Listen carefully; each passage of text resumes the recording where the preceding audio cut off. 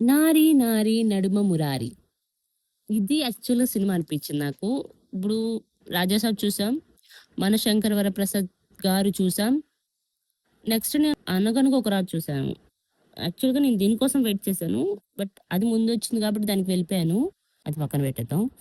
So, ఇదనమాట. 'నారి నారి నడుమ మురారి' అనేది ఎంత పర్ఫెక్ట్ ఫ్లిక్ అంటే ఎక్కడ మీకు మైనస్ అనేది లేదు. ఎక్కడ అని ప్లస్ అని లేదు.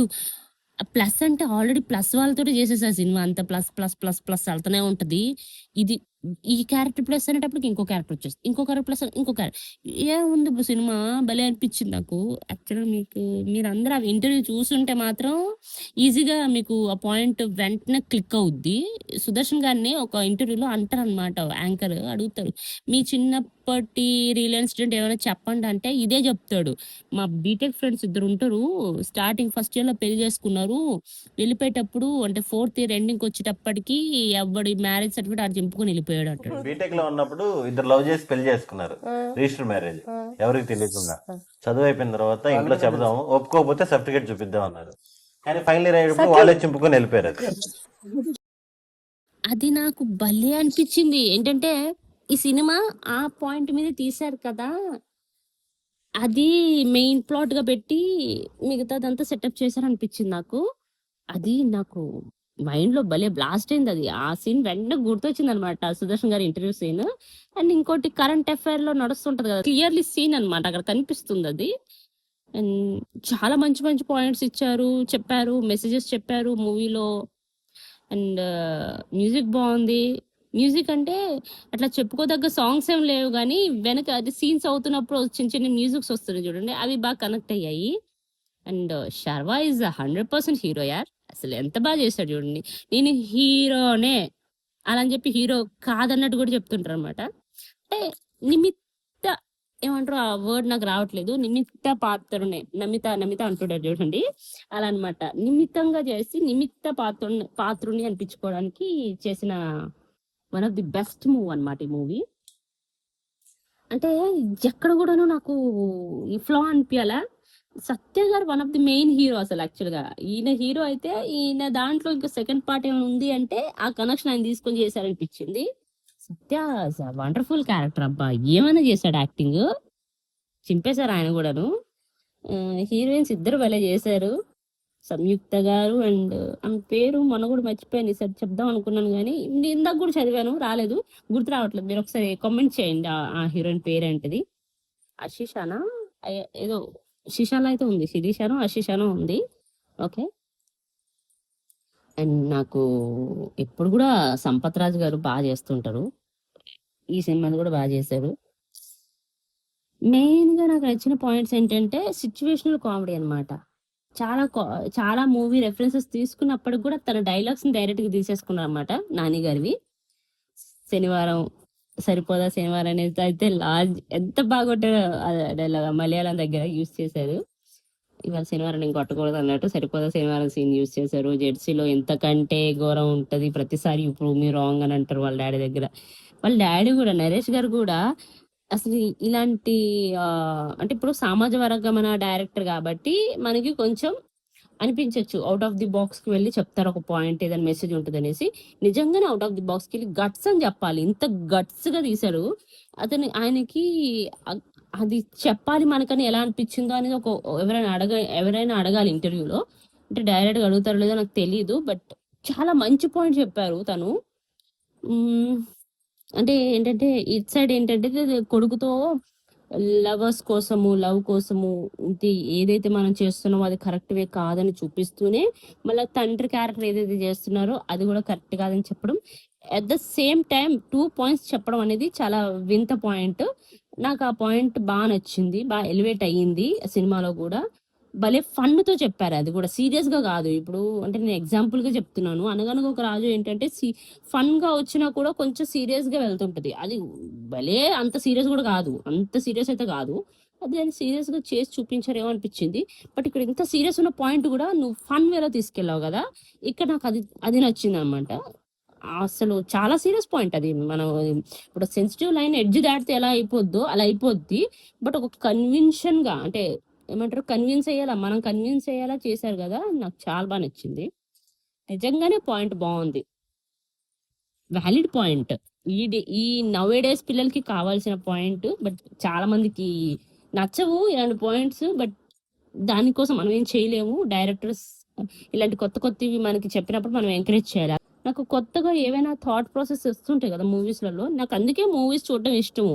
కొత్తగా ఏం చెప్పాడబ్బా అన్నట్టు చూస్తుంటాను. కొన్ని కొన్ని మూవీస్ లో భలే పాయింట్స్ వస్తుంటాయి నాకు. దాన్ని చూసి మనం నేర్చుకోవాలి, అర్థం చేసుకోవాలి, మైండ్ లో పెట్టుకొని మనం లైఫ్ లీడ్ చేయాలనే పాయింట్ ఆఫ్ కాన్సెప్ట్ లో నేను చూస్తాను మూవీస్. సో ఇది ఆ కోణంకి వచ్చిన మూవీ అన్నమాట. అదే కోణం ఉంది మూవీలో. సో నాకు నచ్చింది మూవీ. అండ్ నిజం చెప్పాలంటే మనశంకర్ వరప్రసాద్ గారు రాకపోయి ఉంటే దిస్ ఈజ్ సంక్రాంతి విన్నర్.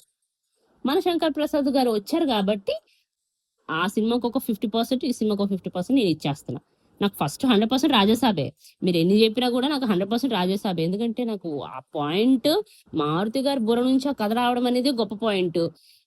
అంత అద్భుతంగా ఉంటుంది ఆ కథ, ఆ పాయింట్. నాకు ఆ పాయింటే నచ్చింది కాబట్టి నాకు మిగతా విఎఫ్ఎక్స్లు అవన్నీ పక్కన పెడితే నా కథ దగ్గర నేను ఇచ్చేస్తా ఆ పాయింట్. కథ కాస్ట్ కూడా నచ్చింది కాబట్టి నాకు అదే నచ్చింది రాజసాబు. తర్వాత యాజ్ అ బ్రైట్నెస్ పరంగా ఆలోచిస్తే చిరు సినిమా అనమాట. అంటే కథ అవన్నీ పక్కన పెడితే కలర్ఫుల్ గా అనిపించింది కాబట్టి చిరు. దెన్ నారి నారి నడుమరి పాయింట్ ఉంది ఇందులో, మనకు నచ్చే పాయింట్, మనకి కావాల్సిన పాయింట్ ఉంది సినిమాలో కాబట్టి ఇది.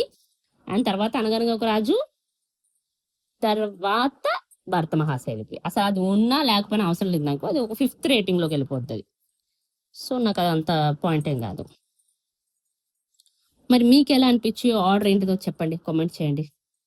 అంటే 1 by 1 మీకు ఫస్ట్ సినిమా ఏంటి, సెకండ్ సినిమా ఏంటి అనేది ఒకసారి కామెంట్ చేయండి. చూద్దాం ఎవరు ఎంతవరకు మ్యాచ్ అవుతాము. నాలాగంటే రాజ్యసభ అయితే ఫస్ట్ ఎవరికి నచ్చకపోవచ్చు, చూద్దాం ఎవరికి నచ్చచ్చు. అలా ఒకటి, ఇది ఒక కాన్సెప్ట్ అన్నమాట. So back to the film నారి నారి నడుమ మురారి. ఫన్ చాలా బాగా. అంటే కాలేజ్ డేస్ లో ఒక లవ్ ఉంటుంది, ప్రెసెంట్ డేస్ లో ఒక లవ్ ఉంటుంది, ఇంట్లో ఒక లవ్ స్టోరీ ఉంటుంది. ఇలా రకరకాల లవ్ స్టోరీస్ వెళ్తున్నప్పుడు సత్య గారు మధ్య మధ్యలో వస్తూ ఉంటారు. ప్రతిదీ కనెక్ట్ చేసుకుంటూ వెళ్తుంది సత్య గారి క్యారెక్టర్ తోటి. పసిగొడ్డు అలానే సిరి గారు చేశారు. సిరి గారు అంటే ఆమెకి కొంచెం రెస్పెక్ట్ ఆవిడ గెయిన్ చేసుకుంటున్నారు, సంపాదించుకుంటున్నారు రోజు రోజుకి. ఇలాంటి క్యారెక్టర్ చేయొచ్చా లేదా అని కూడా బాగా ఆలోచించే ఉంటారు, చేశారు. ఈ సినిమాలో సిరి గారు చేసినట్టే ఇంకో సినిమా ఒకటి చేశారు, అది అక్కడ మాట్లాడదాం. సిరి గారు చేశారు. సిరి క్యారెక్టరైజేషన్ నాకు నచ్చింది. అలానే ఒక సాంగ్ రిఫరెన్స్ కూడా నచ్చింది. అంటే నాది నాది నడుమ మురారి, ఆ సాంగ్ కూడా. అది ఏంటంటే టైటిల్ ఎంచుకునే విధానం తగ్గట్టుగానే ఉంది స్టోరీ, టైటిల్ కి తగ్గట్టుగా స్టోరీ ఉంది. అండ్ మనకి చూపించి ఎగ్జిక్యూట్ చేసిన స్టోరీ లైన్ కూడా బాగుంది.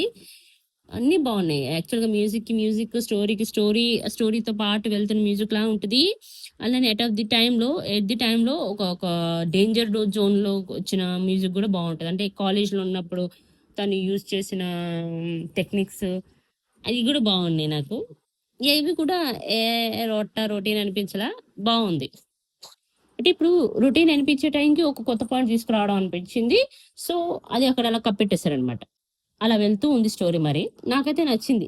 ఎక్కడి దాకా వెళ్ళాలి అక్కడ దాకా వెళ్ళారు మూవీలో. And confusional comedy is very good ఇందులో. కొంచెం బాధేస్తుంటది, ఇదేంటి ఇలా అయిపోతుంటది. బట్ అన్నిటికీ లాస్ట్ లో క్లియరెన్స్ ఇచ్చేస్తారు. అన్నిటికీ లాస్ట్ లో సొల్యూషన్స్ ఉంటాయి అన్నమాట. అది చాలా బాగా చూపించారు.